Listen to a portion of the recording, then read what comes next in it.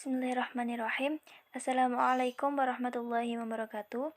Di sini kami dari kelompok 9 yang beranggotakan Arini Alfa Hidayatika, Julia Reza Fadila, dan Latifah Fauziah Fitriani. Di sini kami akan menyampaikan hasil diskusi kami mengenai pemikiran kalam modern. Yang pertama, pemikiran kala modern. Seiring dengan berjalannya waktu, fenomena peradaban, kultural, dan realitas sosial mengalami perubahan. Pandangan umat Islam terhadap modernitas Barat dapat dipologikan menjadi 3 kelompok, yaitu modernis, asroniyun hadatsiyun, tradisionalis atau salafi, salafiyun, dan kaum elektis tadzabzub. Kelompok yang pertama sebagai model secara historis memaksakan dirinya sebagai paradigma peradaban modern untuk masa kini dan masa depan. Kelompok yang kedua, sikap kaum salafi, berupaya untuk mengembalikan kejayaan masa lalu sebelum terjadinya kemunduran dan penyimpangan. Yang terakhir adalah kelompok kaum elektis, berupaya menghadapi unsur-unsur yang terdapat dalam model Barat modern maupun Islam masa lalu serta menyatukan keduanya. Secara umum, era modern dimulai ketika masyarakat Eropa menyadari kembali tentang pentingnya berpikir filsafat. Era modern terjadi pada awal abad ke-16 yang disebut dengan istilah Renaissance. Dalam Islam, periode ini terjadi tahun 1800-an hingga sekarang yang bermula dari kesadaran umat Islam dari keterpurukan Bani Abbasiyah. Pada periode ini muncul banyak tokoh yang berbicara tentang pemikiran kala modern dan tentunya bervariasi. Masing-masing tokoh menunjukkan corak yang berbeda-beda. Untuk selanjutnya yaitu pemikiran kala modern Muhammad Abduh. Syekh Muhammad Abduh yang memiliki nama lengkap Muhammad bin Abduh bin Hasan Khairullah ini lahir pada tahun 1849 Masehi. Muhammad Abduh lahir di desa Mahallat Nasr, Kabupaten Akbuhairah, Mesir. Muhammad Abduh bukan berasal dari golongan orang berada dan orang bangsawan, namun ayahnya dikenal sebagai orang yang suka menolong. Pada awalnya, Muhammad Abduh dikirim ke Masjid Al-Ahmadi Tanta belakangan yang menjadi pusat kebudayaan selain Al-Azhar. Tetapi setelah 2 tahun, ia memutuskan untuk kembali ke desanya dan mulai bertani. Saat beliau umur 16 tahun, beliau dinikahkan. Setelah itu, beliau mendapat dorongan oleh pamannya yang bernama Syekh Darwis untuk melanjutkan belajarnya di bawah bimbingan pamannya.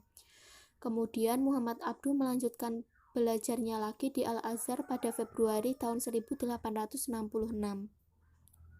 Selanjutnya yaitu pemikiran-pemikiran Muhammad Abduh. Yang pertama yaitu kedudukan akal dan fungsi wahyu. Membebaskan akal pikiran dari taklid yang menghambat perkembangan pengetahuan agama sebagaimana haknya salaf al-ummah. Memperbaiki gaya bahasa Arab yang pada saat itu digunakan di kantor maupun dalam penulisan media massa. Atas 2 pemikirannya tersebut, Muhammad Abduh menurutnya akal dapat mengetahui hal-hal sebagai berikut, yaitu Tuhan beserta sifat-sifatnya dan keberadaan hidup ketika di akhirat. Yang kedua yaitu kebebasan manusia dalam fatalisme. Menurut Muhammad Abduh, manusia memiliki daya pikir dan kebebasan memilih. Oleh karena itu, manusia dengan menggunakan akalnya tersebut bisa akibat yang dilakukannya, mengambil keputusan sesuai dengan kemauannya, serta dapat mewujudkan perbuatannya dengan tidak ada paksaan. Yang ketiga yaitu sifat-sifat Tuhan. Menurut Nasution, Muhammad Abduh cenderung berpendapat bahwa sifat itu termasuk esensi Tuhan, walaupun Nasution tidak secara tegas ketika mengatakannya. Yang keempat yaitu kehendak mutlak Tuhan. Muhammad Abduh melihat bahwa Tuhan tidak bersifat mutlak karena Muhammad Abduh sendiri yakin akan kebebasan dan kemampuan manusia. Tuhan sudah membatasi kehendak mutlaknya dengan memberi kesanggupan dan kebebasan kepada manusia untuk mewujudkan perbuatannya. Kehendak mutlak Tuhan dibatasi oleh sunatullah secara umum. Yang kelima yaitu keadilan Tuhan. Karena Muhammad Abduh memberikan daya besar kepada akal dan kebebasan manusia, maka Muhammad Abduh cenderung memahami dan meninjau alam ini bukan hanya dari segi kehendak mutlak Tuhan saja, tetapi juga dari segi kepentingan dan pandangan manusia. Selanjutnya yaitu antromorfisme. Muhammad Abduh yang memberikan kekuatan yang besar pada akal mempunyai pendapat tidak mungkin apabila esensi dan sifat-sifat Tuhan mengambil bentuk tubuh atau roh makhluk ini. Selanjutnya yaitu melihat Tuhan. Muhammad Abduh menyebutkan bahwa orang yang percaya pada keyakinan tidak ada satupun dari makhluk yang menyerupai Tuhan sepakat menyatakan bahwa Tuhan tidak dapat digambarkan, dan hanya orang-orang tertentu yang dapat melihat Tuhan. Yang terakhir yaitu perbuatan Tuhan. Sebelumnya Muhammad Abduh berpendapat bahwa ada perbuatan Tuhan yang wajib. Maka Muhammad Abduh ini mengatakan bahwa wajib bagi Tuhan untuk berbuat apa yang terbaik untuk manusia, yang mana itu sepaham dengan Mu'tazilah. Jadi dapat disimpulkan bahwa Muhammad Abduh ini cenderung pada Mu'tazilah, yang mana peranan akal ini sangat dominan untuk menetapkan suatu teori dan keputusan teologisnya. Materi selanjutnya ialah pemikiran dari Syed Ahmad Khan. Syed Ahmad Khan terlahir di Delhi tahun 1812 Masehi. Dia berasal dari keturunan Hussein, yaitu cucu Nabi Muhammad SAW, melalui Fatimah dan Ali. Syed Ahmad Khan adalah salah seorang tokoh yang sangat berpengaruh bagi kemajuan India pada masa itu. Pembaharuan pemikiran Islam yang dilakukan Syed Ahmad Khan adalah dengan berpegang teguh pada teologi Qadariyah yang dekat dengan ide-ide Mu'tazilah. Karena dia percaya bahwa manusia sudah dianugerahkan bermacam-macam daya seperti akal dan fisik untuk mewujudkan kehendaknya. Dia juga beranggapan bahwa umat Islam mundur karena tidak mengikuti perkembangan zaman. Penyebab utama kemajuan orang-orang barat ialah peradabannya muncul dengan adanya ilmu pengetahuan dan teknologi. Terdapat konsekuensi karena Khan menentang taklid ialah timbulnya ide ijtihad untuk menyesuaikan pelaksanaan ajaran Islam agar sesuai dengan situasi dan kondisi masyarakat yang mengalami perubahan.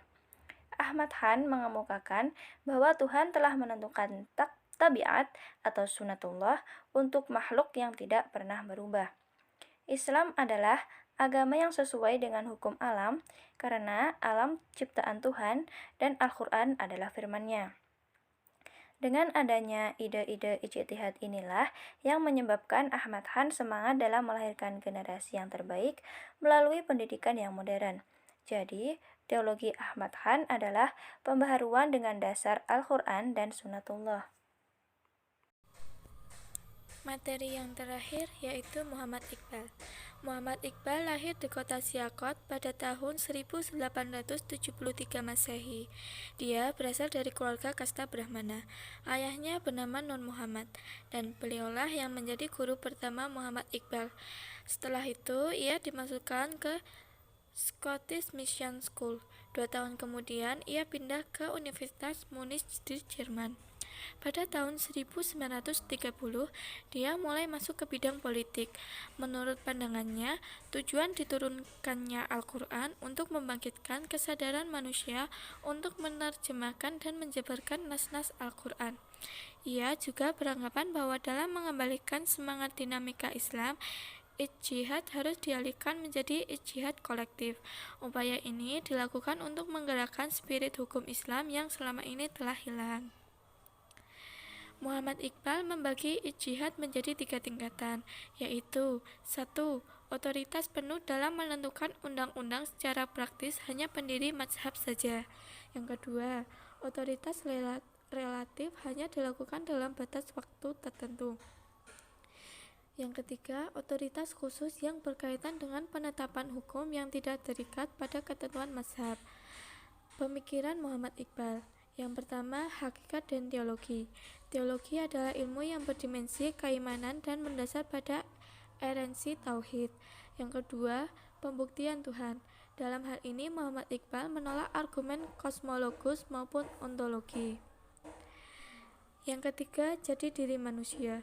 Dalam paham dinamisme yang dibuat Iqbal, sangat berpengaruh terhadap jati diri manusia, yang di dalamnya dijelaskan tentang tujuan hidup manusia, yaitu untuk mengetahui kepribadiannya serta mengembangkan bakat-bakat yang mereka miliki. Yang keempat, dosa. Ia mengatakan Al-Quran menampilkan tentang ajaran kebebasan ego manusia yang bersifat kreatif. Dan yang kelima, surga dan neraka. Dia menjelaskan bahwa surga dan neraka adalah keadaan.